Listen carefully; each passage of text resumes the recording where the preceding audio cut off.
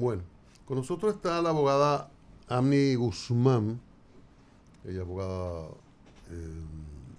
litigante, se ha especializado en temas de menores y plantea un tema, vamos a comenzar con ella, sobre algo que es muy importante, porque a cada rato aquí tratamos, Rosario en especial, lo relativo a los casos de menores que resultan víctimas de situaciones diversas, de cosas muy trágicas, otras sin esa connotación, pero también importante, porque todo lo que afecte a menores es muy importante. ¿Hasta qué punto son las leyes nuestras? Tenemos un código del menor. ¿Hasta qué punto son descuido de los padres? ¿Hasta qué punto la legislación no es eficiente en la responsabilidad que puede atribuir a un padre? ¿O la labor de la justicia no es eficiente en establecer responsabilidades de un padre o una madre que haya descuidado la protección de su niño y que se vea expuesto, ya sea pederasta, una situación de riesgo de otra naturaleza, público en la calle o qué sé yo? Y esos son los temas que vamos a abordar con Amni Guzmán. Ani, buenos días, bienvenida. Muy buenos días, Cristian, y todos los temas que componen esta gran mesa de trabajo. Gracias por la invitación y gracias por también este espacio para abordar esta importante norma y también sus implicaciones en cuanto a este tema de la responsabilidad que tienen los padres cuando riesgos previsibles, daños que pudieron haberse evitado de haber actuado o no haber omitido actuar, se producen.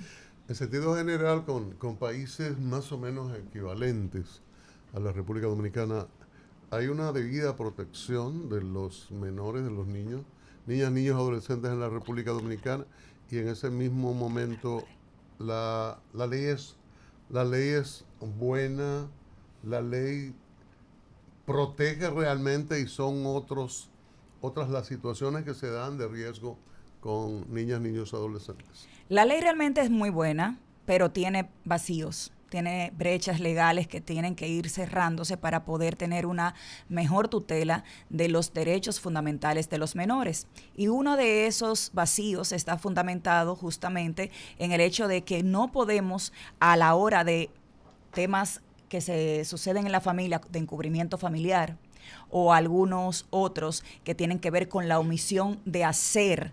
O sea, tienen el deber de haber actuado, de haber denunciado, de haber ejecutado alguna acción y simplemente pasaron de largo, hicieron de la vista gorda o por alguna que otra situación no lo hicieron. Entonces, nosotros estamos en un sistema en donde ciertamente, y no está mal, castigamos al agresor directo y la norma sí lo permite. Nosotros lo podemos ver en nuestra ley a partir del artículo 396. Cuando hay una situación de abuso directo, castigamos al agresor. Pero ¿qué pasa? Cuando antes de esta situación nosotros pudimos haberla evitado, entonces no estamos trabajando solamente desde la prevención, sino estamos trabajando a raíz de la consecuencia. Y es esa consecuencia la que debería de trabajar el Estado, porque es un derecho fundamental también de los menores consagrado en nuestra Constitución, esa corresponsabilidad que existe entre el Estado, la familia y la sociedad. Está en nuestro artículo 56. Entonces, cuando nosotros vemos estas situaciones, el Estado no puede intervenir. ¿Por qué? Porque no hay una norma que permita de alguna manera castigar esta infracción que debe de tipificarse como tal. No hay, la ley no especifica lo relativo al el homicidio culposo o esa falla en la protección. O negligencia. Sí, negligencia culposa, en el caso de padre o madre que no haya tenido la debida protección. Planteo esto y cito un caso que tiene particularidades, que es el de Wander Franco, es de otra naturaleza. El de Wander Franco, la de una menor, y entonces la madre fue procesada, aunque ahí se habló de extorsión, exposición de una menor, pero también de extorsión porque supuestamente ella procuraba dinero. Pero la negligencia culposa no está establecida en la ley formalmente. Formalmente no, y hay, por ejemplo, cuando hablamos, me dicen, bueno, pero es que no hay ningún tipo de responsabilidad, la tenemos a nivel civil, a nivel administrativo. Tenemos, por ejemplo, situaciones como la restitución del menor en casos de asuntos que tienen que ver con algún tipo de falta de supervisión o de falta de alguno de los padres en cuanto al ejercicio de esa responsabilidad que tienen también de protección, pero no tenemos a la hora de establecer sanciones que sean de tipo penal para la omisión y para el encubrimiento. Y por ejemplo, el tema de Wander Franco, que usted lo pone como un ejemplo, es bueno decir lo siguiente, y es que, por ejemplo, nosotros vemos a la madre encausada por un tipo penal previamente tipificado en la norma, pero no de menores. Entonces, también vemos en otros casos, como pasó, y es un ejemplo que cito mucho, en cuanto al caso de Donny Santana, en cuando su madre, la madre de la menor, sabía de la situación. El colegio puso en conocimiento a la familia de la situación y cambian a la niña de colegio. Además de eso, ese colegio no hace lo que tiene que hacer, porque en lugar de ir a la fiscalía a hacer la debida denuncia, simplemente da parte a la madre y evita una confrontación con la familia. Entonces, en estas situaciones es que nosotros tenemos que tener una norma que prevea que cuando este tipo de abusos, que ya se constituyen un abuso, suceden, tenemos que tener normas claras. Y otro de los ejemplos que siempre también es importante traer a colación, el tema de la niña, que su madre le cede la guarda a pesar de no ser de manera judicial ni mediante un acuerdo previo que el Estado tuviera conocimiento, a una tía. Y esa niña, ¿qué pasó con ella? Su final fue trágico. Su final fue trágico porque esa niña fue explotada sexualmente, abusada psicológicamente. Los vecinos, que en esa corresponsabilidad que existe también con la sociedad, actuaron, el Estado no les hizo caso porque no eran familia. Y esa tragedia, en lugar de haberse evitado, lo que hizo fue perpetuarse. Entonces, ahí es donde nosotros venimos y entramos y decimos la necesidad que hay. ¿Y cuál sería el procedimiento? ¿Modificación de la ley? ¿Un adén?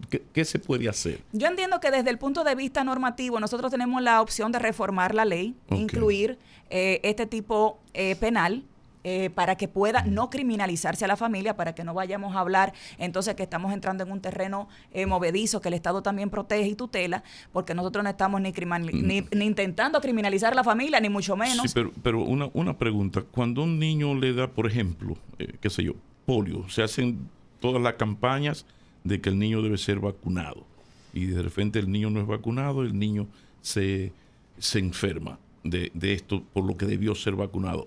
En la ley actual no hay responsabilidad para los padres.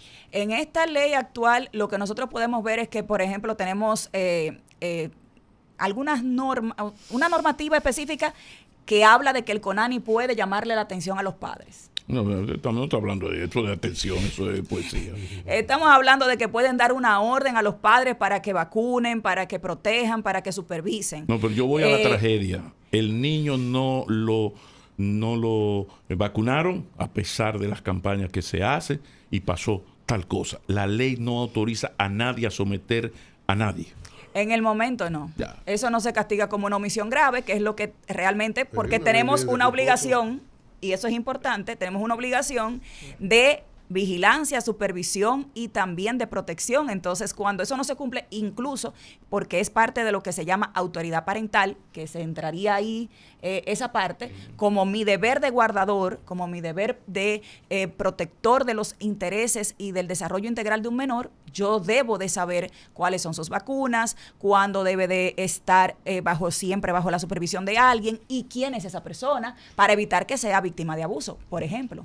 Estamos conversando con Ani Guzmán, es abogada penalista y también centrada en asuntos de familia, ley de protección niños, niñas y adolescentes, y a propósito tiene una propuesta. Estás en un momento muy importante porque ayer, por ejemplo, en el caso del CONANI, presentó más o menos una propuesta de cómo se va a impactar la ley, de cómo se va a modificar. Hubo reunión con los directores de medios y a propósito, Lidia Leticia, que es una colega tuya, más o menos estuvo hablándoles a los medios de comunicación de cómo van a integrarse los diferentes sectores para modificar la ley, y a lo mejor ahí tu propuesta, me imagino que ya con diferentes expertos también habrá un calendario para ustedes. Pero ¿dónde coloco el tema? Y es recurrente y yo lo he denunciado aquí. Con esa misma responsabilidad parental se ha hecho muy de moda, y los medios de comunicación tienen una gran responsabilidad en hacer influencer a gente irresponsable y hasta delincuentes. Y eso lo digo yo porque casos, por ejemplo, como el de la joven que denominan Macha, que ahora los medios le quieren poner una carrera que no tiene ninguna carrera, recurrentemente fue tema de contenido para ciertos medios y ellos la hicieron notoriedad. ¿Qué pasa? Que esta joven estaba bajo la responsabilidad, era una adolescente, bajo la responsabilidad de los padres, pero la mamá, ante las situaciones delincuenciales que ocurrían con ella, cogía para un medio de comunicación y culpaba a las autoridades si se las retenían. Me tienen mi hija retenida y en Santiago hay un caso reciente de eso. Toman a los medios de comunicación, los hacen notoriedad y ellos dicen son unas víctimas, pero por la responsabilidad de esa mamá, esa joven, incluso el dinero que ella cobraba por ciertas cosas, ¿a qué cuenta iba? Entonces, lo correlaciono con tu propuesta, Ani. Eso, de esos padres que a propósito de que tienen una situación difícil con sus hijos, comienzan un media tour y se constituyen en víctimas y también en influencers. Y además de ese caso, nosotros, por ejemplo, podemos citar otros. Hubo uno recientemente, creo que le apodaban el ángel demonio, un niño, una lástima, porque realmente era un niño, o sea, no estamos hablando de un adolescente, de un niño, en donde si tú te vas también al trasfondo de la situación, la madre de ese menor que era o es, creo que ahora está bajo la tutela de las autoridades, porque es una de las sanciones que sí prevé la norma, de que se ponga bajo una institución o, en su defecto, cuando son situaciones ya de delitos, ellos pueden ser sujetos de responsabilidad penal a partir de 13 años. Entonces, en el caso de este joven, a mí me dio mucha tristeza cuando vi a su madre hablar de cómo ella no podía con el menor. Entonces, ¿qué significa? Yo no puedo con mi propio hijo. Significa que también cuando veo a la madre y estudio un poquito más a fondo la situación, ella también fue una niña con un niño. Y así ha generado esto un ciclo de violencia, de abuso, pero que comenzó con la omisión de un padre, de una madre, de un tutor, de un responsable y del Estado, que no ha podido intervenir porque de alguna forma, y es algo que siempre digo y no para excusar al Estado, el Estado tiene conocimiento de las cosas a partir de que hay una judicialización o a partir de que hay una situación o un evento que ya ha desencadenado.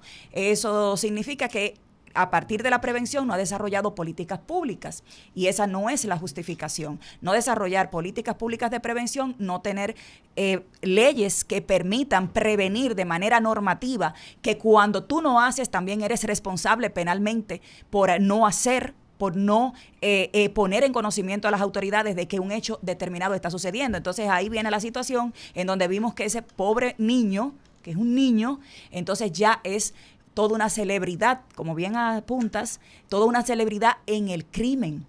Es un atracador, o así lo vendieron los reportes de prensa. Se dedicaba a atracar, se dedicaba a hacer múltiples crímenes, porque ese es el entorno social también al que pertenece, y el entorno social, el cual tampoco hizo nada cuando vio que ese niño iba por mal camino, y el Estado, repito, también miró para otro lado. Tomando en cuenta la preocupación que manifiesta en esta orientación,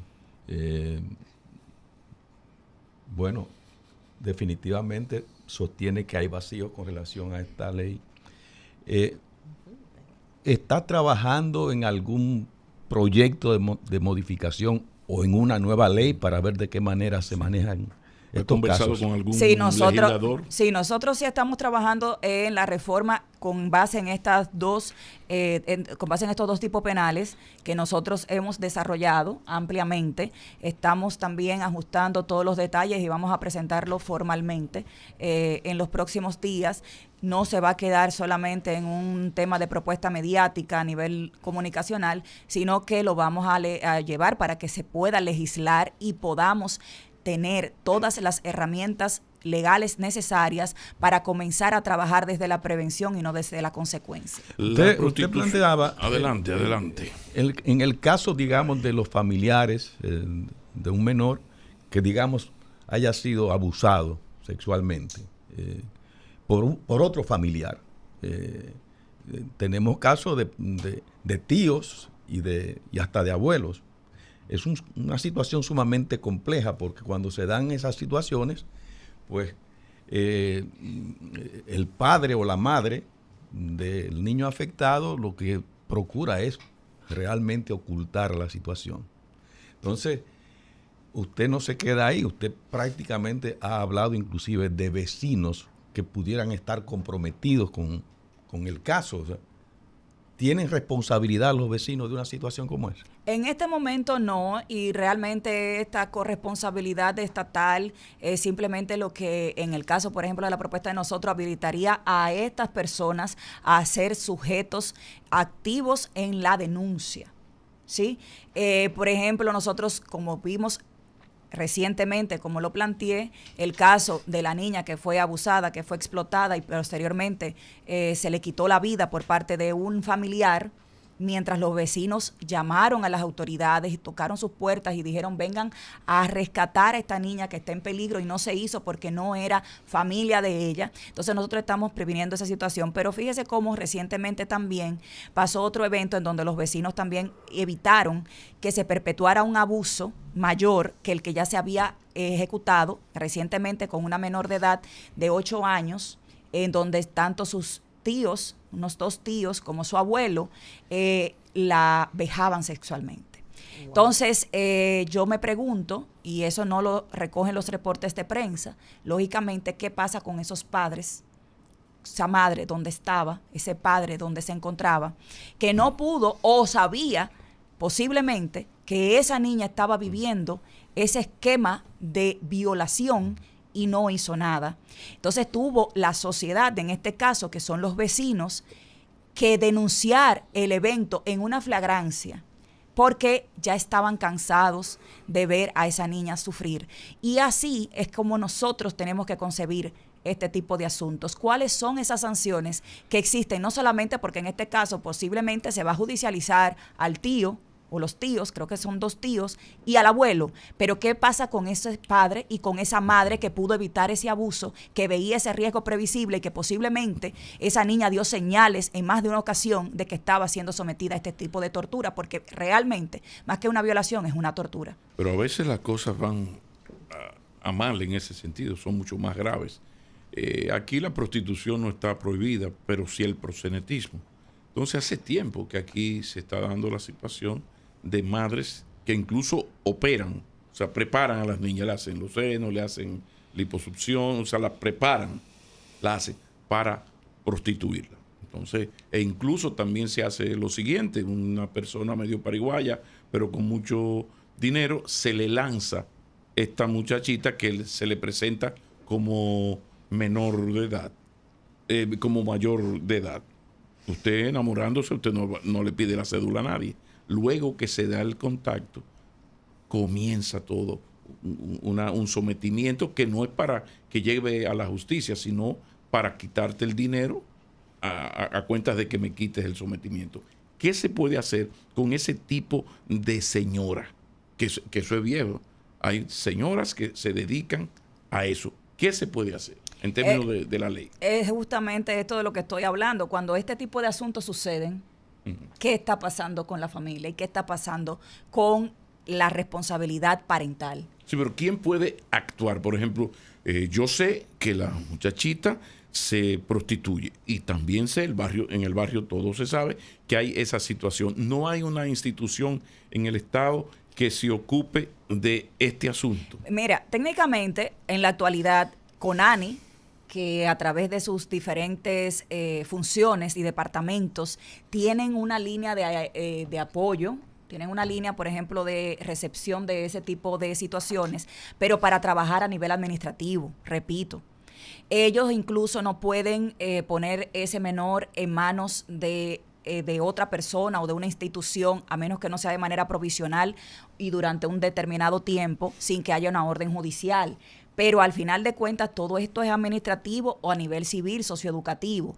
No habría una responsabilidad penal todavía aplicable en caso de que no sea, por ejemplo, por un tipo penal ya previamente tipificado, pero no encausado específicamente a que esta madre ha sido la persona que ciertamente ha puesto a este menor en esa posición Tiene que dolosa. darse el caso del pelotero de Wander e irse por otro por otra ley. Exactamente, Bueno. es como por ejemplo el tema de que cuando nosotros tenemos menores que tienen o están obligados los padres a estar supervisados. Claro. Entonces, cuando esa supervisión no existe, ¿qué pasa? Entonces ahí estamos ante el vacío nuevamente. Licenciada Guzmán, abogada, tema de los menores, penalista. El Tribunal de Familia y el Tribunal de Menores en su ejercicio, ¿cómo valora el trabajo que realizan? El presidente de la Suprema se quejaba hace día de los pocos esfuerzos o en los hechos, hay poca resolución de conflictos por vía de conversaciones, de mediación, etcétera. En esos dos ámbitos, ¿cómo está funcionando la mediación y la resolución alternativa de los conflictos? La primera etapa de todo proceso que involucra a menores es la de conciliar. Y tanto así que puede homologarse el acuerdo en cuanto a la pensión, en cuanto a la guarda, el régimen de visitas, incluso antes de la etapa del proceso judicial. Entonces, por esa razón, hay una oportunidad importante para que todos los procesos se puedan llevar de manera amigable. A pesar de eso, si no llegan a acuerdos en esa etapa, el juez siempre está abierto todo el tiempo a recibir de las partes que han llegado a un acuerdo y en ese contexto emitir una decisión judicial. Entonces, ya cuando eso no es posible, es que entonces se procede a llevar a cabo toda la instrucción y la decisión que ya él funge como un tercero imparcial que dispone en base de lo que prevé la norma en cuanto al interés superior del niño, la prioridad absoluta de sus derechos fundamentales. Entonces, en cuanto a eso, en mi ejercicio y en mi experiencia puedo decir que si hay una de las instituciones que más promueve que se lleguen a acuerdos porque se trata sobre todo de familias, es en la institución que tiene que ver con niños, niñas y adolescentes, aunque sean en situaciones penales, como lo es el tema de la fijación de la pensión, el incumplimiento, y todo ese tema siempre se prioriza el acuerdo frente al conflicto. Ciertamente no se puede, dice un adagio, un lema, que tú no puedes obligarte a acordar nada. O sea, no hay una obligación de que tú te sometas a un determinado acuerdo. Entonces ahí ya sí entraría el juez a decidir qué es lo mejor para el niño. Ani Guzmán, ella es abogada, experta penalista y también en derechos de niños, niñas y adolescentes. De la PUCA, ¿verdad? De la Pucamaima, sí, señor. De la pontificia. De la pontificia.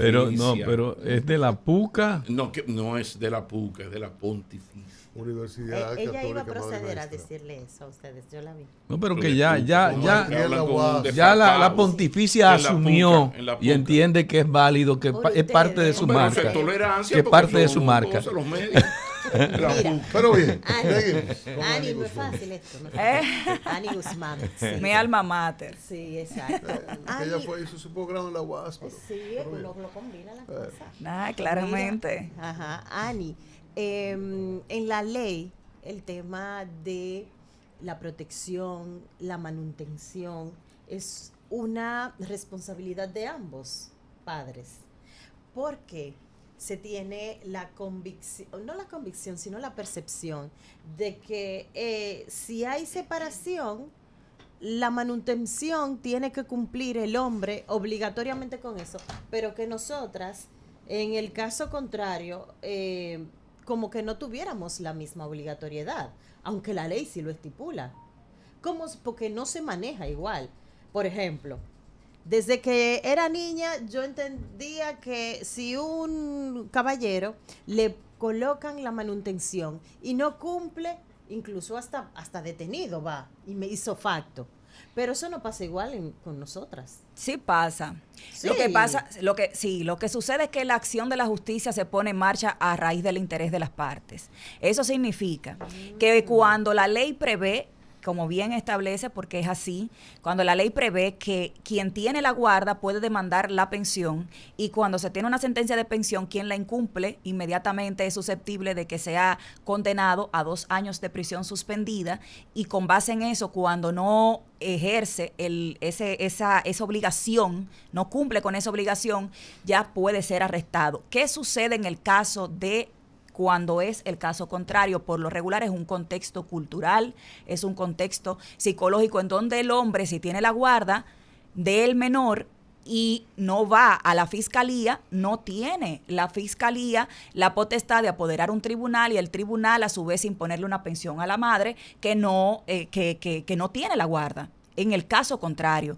Pero si este hombre tiene la guarda y necesita, porque es un derecho del menor, no es un derecho ni de la madre ni del padre, es un derecho del menor, que ese menor reciba alimentos de su madre, quien sería su alimentante, entonces debe de ir al juzgado de paz más cercano al domicilio de ese menor y apoderar mediante una instancia que incluso es tan sencillo que ya tienen un formulario predefinido en donde se llenan los datos, se aportan las documentaciones como el extracto de acta de nacimiento, la fotocopia de cédulas y demás, y entonces se le convoca a una vista de conciliación en donde puede llegarse a ese acuerdo. Pero ¿qué pasa con el hombre mayormente? Que no lo hace, y si no lo hace, pues no pone en marcha la acción de justicia, y si no pone en marcha la acción de la justicia, no apodera al Estado para defender el interés de ese menor frente a ese alimentante, que en este caso sería la madre. Bueno, Ani, gracias por esta participación. Ejerces en la provincia de Santo Domingo, ¿verdad? En la República Dominicana completa. A veces andamos de Santiago para San Francisco y así sucesivamente. Pero la oficina está cerca de Palacio de Justicia. Así es, esta es mi oficina. ¿Qué tal el Palacio de Justicia y la facilidad? ¿Cómo anda eso? Ustedes imagino que están muy contentos con una nueva casa. ¿Qué tal? Bueno, yo entiendo que ese proyecto está todavía en un 40%, porque habilitaron los tribunales, una gran parte de los tribunales, dentro de ellos también el Tribunal de Niños, Niñas, Adolescentes, ya recientemente pasó para allá. La jurisdicción penal ya también está allá, y así sucesivamente la jurisdicción civil, que fue la primera que llegó. No obstante, todavía hay algunas faltas y algunas fallas estructurales que entiendo serán subsanadas en la medida que ojalá no sea mucho tiempo, como la falta de parqueos, que estamos al grito con las faltas de parqueos. Anteriormente, por ejemplo, yo encontraba parqueo para mi oficina, ya no lo encuentro. ¿No hay un área de parqueo para ciudadanos? No hay un área de parqueo para ciudadanos, para usuarios, para abogados. Y esto está haciendo un colapso porque la avenida Venezuela y la Sabana Larga, bueno, la Venezuela queda un poquito más retirado, pero sobre todo la Sabana Larga es una calle muy estrecha, y además la ciudad judicial tiene a su alrededor y está cobijada por clínicas y centros médicos. Entonces imagine el caos que puede provocar una instancia como esa frente a una situación donde hay bastantes clínicas ahí, con las ambulancias, con las familiares de las personas que van a esas clínicas y demás, que hasta las clínicas tienen parqueo. Hasta las clínicas tienen parqueo, pero realmente sí creo que debe de pensarse un poco en eso. Increíble cómo se hace un palacio de justicia en el 2000, en el siglo XXI, y no hay parqueo para los abogados y para la ciudadanía, una cosa rarísima. Yo entiendo que eso es algo que debe de plantearse prontamente, porque realmente está creando una gran crisis a nivel judicial, porque incluso para uno llegar a las audiencias, entonces si no tiene parqueo, es un problema. Gracias, Ani. Qué bueno que has estado por acá. Bueno, ahí está la recomendación, lo relativo a la protección de los menores, la modificación de la ley. Los ajustes en la ley para cubrir huecos, ese es el planteamiento que hace. De nuevo las gracias, ella es abogada, trata estos asuntos de menores, familia, Es del Licey. penalista. Mira, No, no es Licey. Yo, ¿Es Licey? ¿Cómo me di cuenta yo? Ah, sí, lo dice Inteligente. Si lo dice antes, no. Eso No no la trato con tanto Me cariño. arriesgué. ¿Cómo- Fíjate, cómo- chico, cómo va a que me ser? arriesgué. ¿Cómo va a ser que Le del pregunté Licey? en el aire. ¿Ya? ¿Eres del Licey? ¿Ya? ¿Ya? Gracias. Eso se Señores, gestiona, pero, se pero, gestiona, pero eso eso, pero señores, pero eso tampoco es que soy fanática, porque, así mismo. porque yo soy del Licey, porque soy de la capital. Pero claro, pero, ¿Es del Licey? Sí, yo- pero no, igual no. podemos pasarle el formulario, chicos. No, Uno no ya. pierde nada, uno no Yo, pierde yo ya. lo sabía, yo lo observé, yo sabía. Ani, después de esa información procedo a Tú despedirte. crees, tú crees. Pues muchas gracias por haber hecho esa pregunta al final. Ani así ha estado con nosotros. De todos modos, te voy a hacer una recomendación. Ay, Dios. No, Muy, allá no. muy importante, muy sana. Tú que trabajas en todo el país, dice, tienes tu oficina ahí cerca del Palacio de Justicia, de aquel lado, como uno dice, en San Domingo Este, para ampliar, porque va muchos trabajos, si va a ampliar, si va a hacer algunos arreglos en la oficina, en el apartamento o casa. Te recomendamos que vayas a la San Martín 183, ahí próximo a la avenida Máximo Gómez. Ahí está Materiales Industriales, esa es la ferretería más completa de este país. Y si le dices que te mandamos del programa diario, te dan un cariñito. Así que si estás muy apurada, no lo hagas ahora y vas a cruzar a la oficina, pero de aquí al fin de semana ya puedes planificar cualquier situación que tenga que resolver. Bien. Lo haré. Bueno, muchísimas gracias de nuevo, Ani, por estar con nosotros. Gracias a Continuamos. ustedes.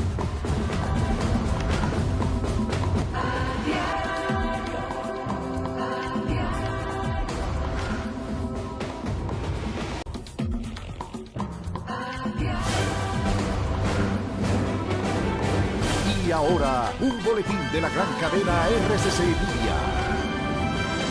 Cerca del 30% de los